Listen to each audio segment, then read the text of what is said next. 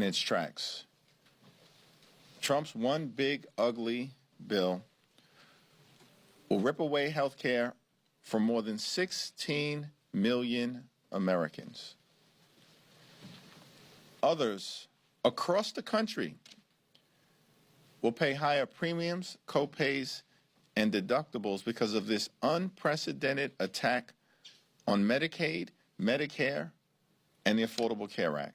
Hospitals will close, nursing homes will shut down, and people will die if the GOP tax scam ever becomes law. Republicans are also trying to jam the largest cut to nutritional assistance in American history down the throats of the American people by taking away more than $300 billion from SNAP. These extremists are literally ripping food from the mouths of children, seniors, and veterans in the United States of America. It's shameful. All of this is being done so that Republicans can provide massive tax breaks to their billionaire donors, and then they want to stick the American people with the bill, including by exploding the deficit by more than $3 trillion, saddling our children and grandchildren with this type of fiscal baggage that will hurt their ability to have a prosperous future and sets America on a possible path toward bankruptcy. The GOP tax scam is indeed a disgusting abomination. Questions? Good morning. You've spoken about what you term as overly aggressive tactics by ICE agents here. Are you concerned, though, that possibly demasking some of these agents puts their safety or their family's safety in jeopardy? And why not? Seems to me that the officials at the Department of Homeland Security, including ICE, should be held to the same standards as every other part of law enforcement in terms of transparency. Amid this feud between Elon Musk and Donald Trump, should Musk be called before a House committee to testify? I haven't had conversations with members of the relevant committees, which presumably, could include budget or ways and means or judiciary or oversight. And until I have those conversations, I don't think there's much more to add. Right now, we're focused on killing the bill.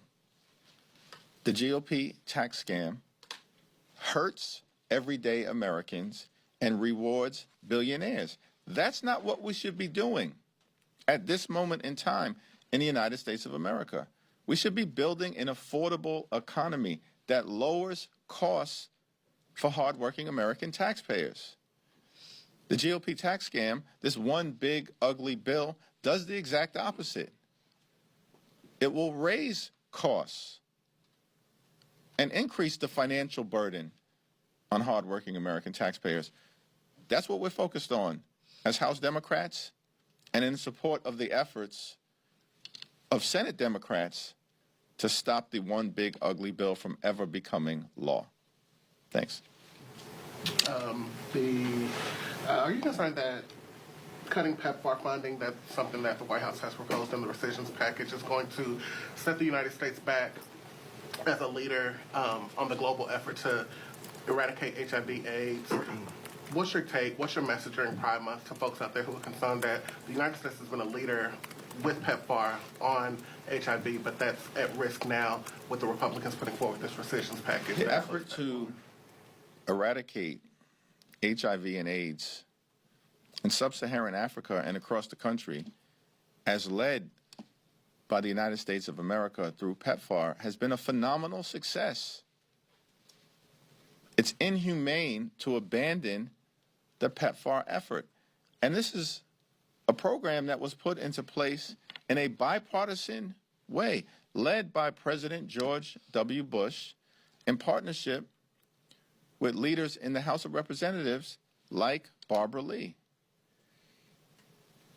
It's shameful that because of their ideological extremism, Republicans are trying to crush the PEPFAR program, which ultimately helps the health, safety, and well-being of the American people by crushing HIV and AIDS. All of these efforts by the Trump administration to attack our public health successes, both here and abroad, put the American people in danger. And that's one of the reasons why House Democrats will be strongly opposed to the reckless Republican rescissions package. Thanks. Go to the back. You got it. So some Democrats have said that they agree with Elon Musk when it comes to the bill. Do you think there's an opportunity here for Democrats to extend a hand to Musk, sort of bring him into your corner? Is that something you'd be interested in? The opportunity that exists right now is to kill the GOP tax scam. It's legislation that we have been strongly opposed to and uniformly opposed to from the very beginning. Every single Democrat since February has voted against this one big ugly bill because it hurts everyday Americans. It rips health care away from millions of people. It snatches food out of the mouths of hungry children, and it rewards billionaires and their donors in ways that are fiscally irresponsible. To the extent that there's opportunity here, first and foremost, it begins with the effort to stop the GOP tax scam from ever becoming law. Thanks. Just to put a finer point on that, should Elon Musk be welcomed back into the Democratic Party if that is something that is on the table, given everything he did as the leader of Doge? Same answer. Your former colleague here on the Hill, Lieutenant Governor Delgado, has gotten into the governor's race. What do you make of that? Is that a wise move? Do you welcome that? And from the perspective of next year, are you planning to stand behind Hochul regardless of any primary challenge? I look forward to weighing in with respect to the governor's race in the immediate aftermath of the mayoral primary resolving itself. Governor Kathy Hochul has been a great partner to House Democrats and an important leader of our state during challenging times. And she just delivered a transformational budget that is going to lower costs for New York residents, keep us safer, and lays down a foundation for a more prosperous future in New York. Thanks. Leader Jeffries, do you think that Musk's departure will change anything with the White House? Do you think Doge will scale back? Is this a positive development for you? That's all an open question that needs to be evaluated over the next, few weeks and next few months. Our position on a lot of the efforts of this Trump administration and what took place during the first 100 days remains clear. The first 100 days of the Trump administration and beyond, throughout his presidency, have been characterized by chaos, cruelty, and corruption. And at this moment in time, we're going to do everything that we can to stop the GOP tax scam from ever becoming law because it hurts the American people. And beyond that, we'll continue to push back against the far-right extremism that has been unleashed on the American people by the Trump administration in an extraordinary way, including efforts to dismantle the federal government as we know it and the attacks on veterans in particular, which is unacceptable, unpatriotic, and un-American. So nothing has changed in that regard. We continue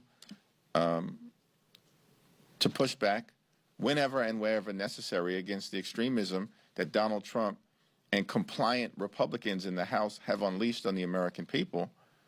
And to the extent that there are former members of the Trump administration, as has been the case now for years, that actually have a greater degree of clarity about the downsides of Trumpism in the United States of America, we welcome continued conversations with those former members. Thanks. My question is in President Trump's foreign policy towards Middle East and Iran. What is your stand on current negotiation between President Trump and Iran on nuclear program? Well, with respect, we don't have a great deal of visibility into what President Trump is trying to accomplish in terms of the current negotiations with Iran. Iran should never be allowed to become nuclear capable. And to the extent that there's an agreement that is reached that is designed to build upon the JCPOA, it should be longer and stronger than what had previously existed, and should be done, in a manner that is verifiable and resilient. Thank you, Mr. Leader. If the aim is to kill Trump's bill, then how can Democrats right now strategically, tactically take advantage of this very public break between Donald Trump and Elon Musk? We have to keep the pressure on House Republicans and Senate Republicans to do the right thing and vote in the best interests of the people that they represent, which means voting against Trump's one big ugly bill. To the extent that Elon Musk has made the same point, that everyone who has voted for this bill up until this moment should be ashamed of themselves, we agree. And to the extent that Elon Musk has made the point that the bill is a disgusting abomination, we agree. And to the extent that Elon Musk has made the observation about the GOP tax scam, that it is reckless and irresponsible to explode the deficit by more than $3 trillion, and that potentially could set our country on a path toward bankruptcy, we agree. These are arguments that Democrats have been making now for months. And it's the reason why every single House Democrat strongly opposed the GOP tax scam, and why every single Senate Democrat is opposed to this one big ugly bill. Therefore, at this moment, we just need a handful of Senate Republicans to do the right thing in opposing the GOP tax scam and the reckless budget that limped barely out of the House of Representatives. We only need 4. And in fact, because it is likely that the junior senator from Kentucky will remain a hard no, we only need 3 additional Senate Republicans, and we can kill the bill. That's our focus right now. It's all hands on deck in that effort. And to the extent that the developments of this week will make it more likely that we can kill the GOP tax scam, that's a welcome development. Thank you, Mr. Leader. There's obviously a limited number of ways that the House minority can prevent legislation from coming to the floor. What strategies are you suggesting to your Senate colleagues on ways to delay, prevent legislation from coming to the floor, whether it's this or rescissions? Well, the next step in terms of the process related to Donald Trump's one big ugly bill will be to make the most powerful arguments possible to the Senate parliamentarian to strip out the extreme provisions that did not ever belong in a budget reconciliation bill. That's the next step in the process, and as I understand it, that can happen as early as next week. And I'm very confident in the ability of Leader Schumer and Senate Democrats to make the most forceful case possible. Congressman Al Green is speaking on the House floor right now about impeaching President Trump. Have you had the chance to talk to him about his resolution? Should he still bring that forward? I have not. Thank you, Mr. Leader. There was some talk this week from Republicans on the House and the Senate about being open to potential sanctions on Russia. Is that something that Republican leadership has spoken to you and your fellow House Democrats about? House Republicans talk a good game, but then they always fall apart at the end when Donald Trump, their puppet master, cracks down on them. These House Republicans talked a very good game about defending Medicaid. And then every single one of them collapsed at the end and caved to Donald Trump and voted for a bill that would represent the largest cut to Medicaid in American history, that will close down rural hospitals in their districts and do a whole bunch of damage to people all across the country. And in fact, at the end of the day, Trump's one big ugly bill didn't get more moderate in the last 24 hours before it was brought to the floor of the House for a vote. It got more extreme, including as it relates to throwing more people off their health care. And what did these so-called moderate Republicans do? They all fell in line and voted for it. Give me a break. So there's no reason for us to believe in the House of Representatives that these so-called moderate Republicans will do anything at the end of the day other than bend the knee to their puppet master, Donald Trump. Because all they've been is a reckless rubber stamp for Donald Trump's extreme agenda. Thanks. Back. Thank you, Mr. Leader. So Musk and his company's involvement with the government kind of precedes this administration, will likely continue on after this administration. But yesterday we saw how some of that personal tension seemed to put in jeopardy at least some of that partnership, with Musk floating the idea of suspending the Dragon, for instance, the rocket, and the contracts there. It seems to be waffling on that. What would be your expectation for how the government interacts with a captive industry like Musk? Not just this administration, but going forward. I have no specific observation as it relates to Elon Musk's situation right now relative to the threats that are being made by his former ally, Donald Trump, who he helped put into the White House and who might not be the president of the United States, as Elon Musk pointed out, without the hundreds of millions of dollars spent to elect Donald Trump in battleground states across America. That will all have to play itself out, though it's fair to say Donald Trump would likely not be the president of the United States of America right now without Elon Musk.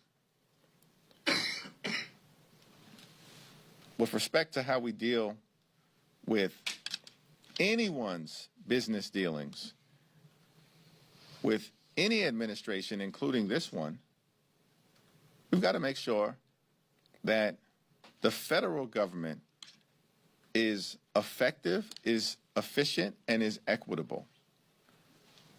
And that's not what we're seeing from the Trump administration right now. Last two questions. Regular approach. Tom Cole saying he's marking up to the president's budget. That's a very large cut to non-defense discretionary. Where's this all leading in the end of the day? We're very confident in Rosa DeLauro's leadership. It's my expectation that if House Republican appropriators mark to an extreme budget, that Democrats will be strongly opposed to it here in the House, and that we're going to work closely with Senate Democrats to bring about a situation where we can arrive at an enlightened appropriations product that actually meets the needs of the American people in terms of their health, their safety, their national security, and their economic well-being. Last question. Once again, on the Trump-Musk spat, do you see any possibility of... That's a kind way to describe it, a spat. Divorce, if you like. Do you see any possibility of this having any bearing on the midterms in races that are particularly close And might you even introduce it into races?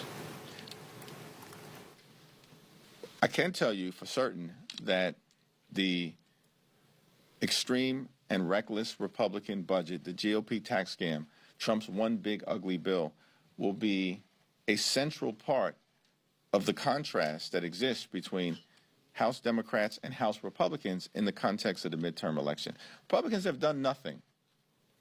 Nothing. Not a single thing. Nada.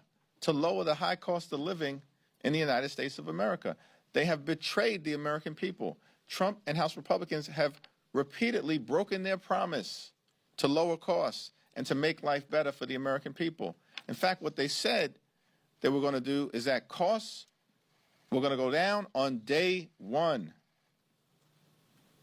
We're now 5 or 6 months into the administration. Costs aren't going down in the United States of America. They're going up. Things are becoming more expensive. The Trump tariffs are going to raise costs on everyday Americans by thousands of dollars a year and may very well crash the economy and drive us toward a recession. These are going to be core and critical issues in the midterm election.